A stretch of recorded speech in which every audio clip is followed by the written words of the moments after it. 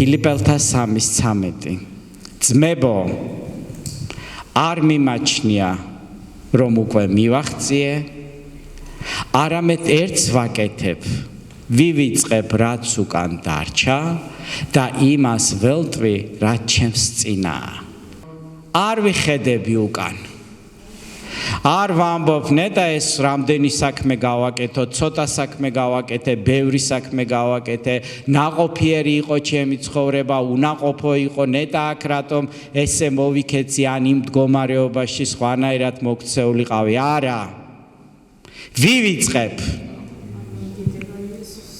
ვიხედები წინ რა შემიძლია გავაკეთო და რა მაქვს გასაკეთებელი ველტვი იმას ველტვი ნიშნავს სიტყვა რომ წყურია ფიქრობ ვგეგმავ რა შემიძლია წინ გავაკეთო რაც დრო დამრჩა ამ ქვეყნად და უამრავი დრო ზეცაში მარტო იმაზე კინო ფიქრობ რომ ცოტა დრო დამრჩა ბევრი დრო დამრჩა და ნეტა რამდენს მოვასწრებ იფიქრე იმაზე როდესაც პავლეს შეხვდები რას ეტყვი როდესაც შეხვდები იესო ქრისტეს როგორი იქნება შენი საუბარი რას ეტყვი ჯასტინის კონცერტზე ვიყავიო და გადავიღე ისა რა ქვია სურათი ამას ეტყვი არა იცი უფალო უდაბნოში მივდიოდი მაგრამ სულ წინ ვიხედებოდი ვიცოდი რომ შენ იქ იყავი ღმერთო ვიცოდი რომ შენ ჩემთან იყავი და უფალი გეტყვის ვიცი მე ვიცნობ შენ გულს არ შეგეშინდა შენ კითხულობდი ჩემს სიტყვას ნუ გეშინია და შენ იღებდი ამას როგორც საზრდოს მე ვიცი გეტყვის ის მოდი ჩემთან ერთგულო და ჩემო ძვირფასო მონავ დიდება იესოს იფიქრე როდესაც ცეცხლის პირას დაჯდება მოციქულები წმინდანები და ყველა იტყვის მოდი ჩვენი ამბავი ვთქვათ შენ რას იტყვი იცი იყო ასეთი შემთხვევა და მე ღმერთზე დავდე იმედი დიდება ჩემ უფალს მე გავიარე უდაბნო მე არ დავრჩი უდაბნოში მე ღმერთის ძალით მივიღე გამარჯვება დიდება იესოს ფილიპელთა 3:14 ვილტვი მიზნისკენ აგრძელებს პავლე მოციქული ღვთის უზენაესი მოწოდების ჯილდოსკენ ქრისტე იესოში ნახეთ ძვირფასებო ის არ ფიქრობს საფლავის ქვაზე ის არ ფიქრობს მის გასვენებაზე ის არ ფიქრობს კორკოტზე და სანთელზე არც საკურთხზე ფიქრობს და არც წესის აგებაზე ის ფიქრობს ჯილდოზე რომელსაც მიიღებს თავისი მოწოდების შესაბამისად დიდება იესოს ვილტვი მიზნისკენ როგორც მორბენალისია შედარებული როდესაც გარბის ასპარეზზე მორბენალი ის არ ათვალიერებს აქეთ-იქეთ ნეტა ამ რიგში კარგი გოგონების ხედან ნეტა აქეთ ვინ არის აქეთ რიგში აქეთ-იქეთ იყურება არა ის დაძაბული გარბის მიზნისკენ რომ მივიდეს ბოლომდე ფინიშამდე და შეძლოს პრიზის აღება. ასე ამბობს პავლე მოციქული, მე არ ვიხედები არც მარცხნივ, არც მარჯვნივ, მე გავბივარ.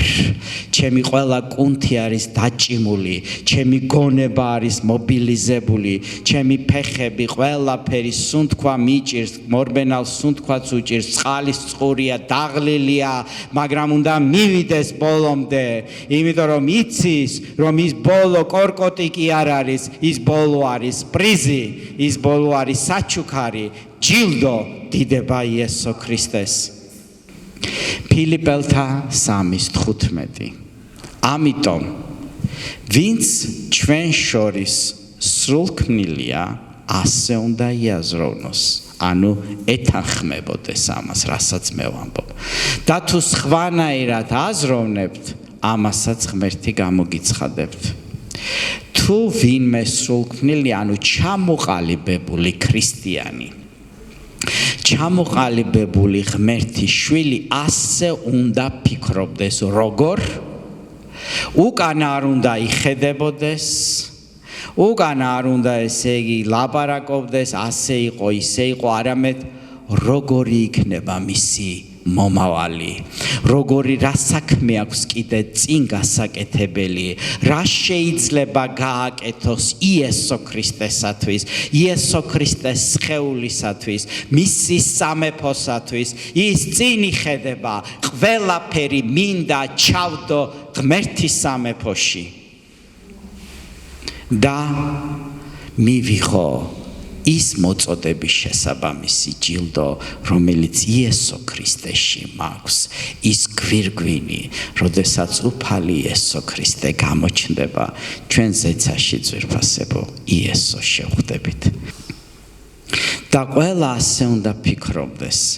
იცით ძვირფასებო, მორწმუნის აზროვნება და მსოფლმხედველობა აბსოლუტურად განსხვავდება არამორწმუნისაგან. როდესაც ადამიანი საუბრობს, რომელსაც ჯერ აზეცის, მისი საუბარი სულ სხვანაირია.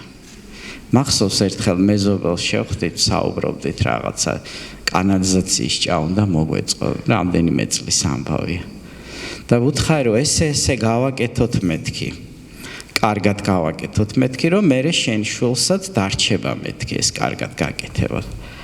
ხო და მე რომ მოგვდებიო, მერეო ახლა შვილი და ის რას იფიქრებსო, მაგას რა მნიშვნელობა აქვს, ასე მითხრა. მე ვთხარი, შენ კი მოგვდები, მაგრამ შენი ცხოვრება გაგრძელდება მეთქი და ხელი ამიქნია. იქედან მოსულები არავინ მინახავს. თუმცა რა თქმა უნდა, მონათლული და მთელი ამბების რიტუალებში ყოველთვის ყველაფერზე თანახმა. იცით ძვირფასებო, როდესაც ვფიქრობ ფარისეველს, თუნდაც აი კეთილი სამარიელის იგავში, ხო? ჩაუარა ლევიტანმა და ჩაუარა მღვდელმა. რატო ჩაუარა? თუ კი სამარიელს შეეხო, რატომ მღვდელს არ შეეხო ეს ყველაფერი?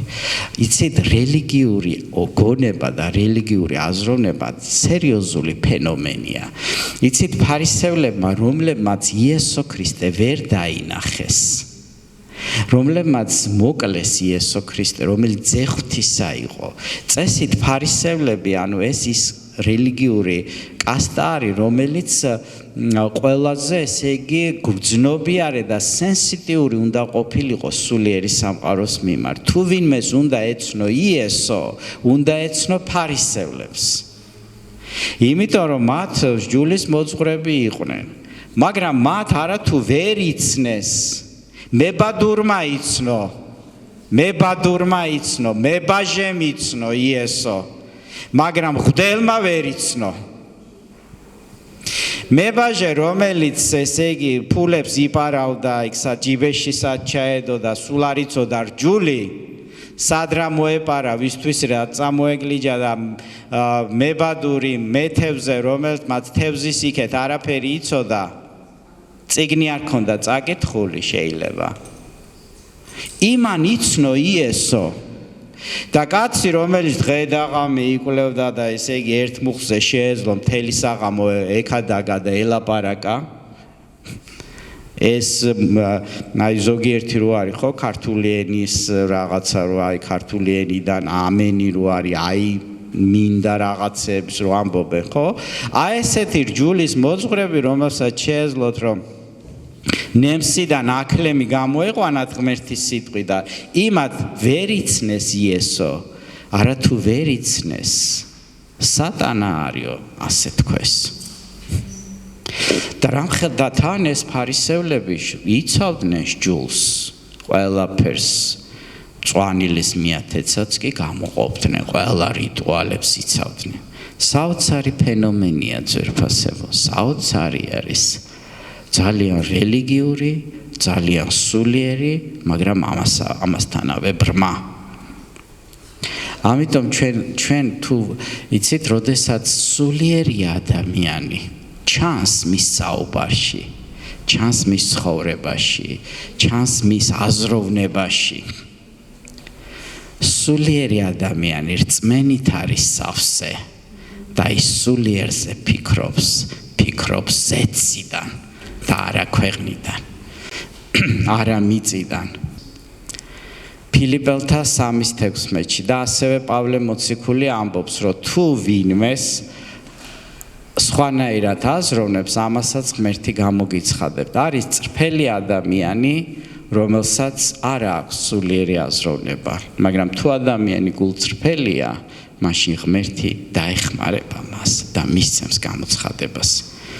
შეახვედრებს სხვა ადამიანს, რომელსაც გამოცხადება აქვს. იცით, მე ვიცნობ ძალიან ბევრ ადამიანს, რომელიც გულწრფელია, მიამიტია, ღმერთი უყვარს, მაგრამ ისეთი სწავლების ქვეშ არის, რომ ქვეყნიერება არის, შვინვიერი არის, არ იცის არაფერი, მარჯვენას მარცხენისგან ვერ არჩევს. მაგრამ თუ ადამიანი გულწრფელია, ღმერთი შეახვედრებს ისეთ ადამიანს, მიიყვანს ისეთ ადგილას, სადაც ის გაიგებს ჭეშმარიტებას, დიდება იესოს. ფილიპელთა 3:16. ამრიგად აგრძელებს პავლე მოციქული, რასაც მივახციეთ, იგივე უნდა შევინარჩუნოთ. როდესაც შენ გაქვს გამოცხადება ძვირფასებო, ეს გამოცხადება არ უნდა დაივიწყო. ფილიპელთა 3:17. ძმებო, იყავით ჩემი მომბაძველები და დაუკვირდით მათ, ვინც იმ ნიმუშის თანახმად იქცევა ჩვენში რომ გაქვთ. პავლე მოციქული ეკლესიას აფრთხილებს ძვირფასებო.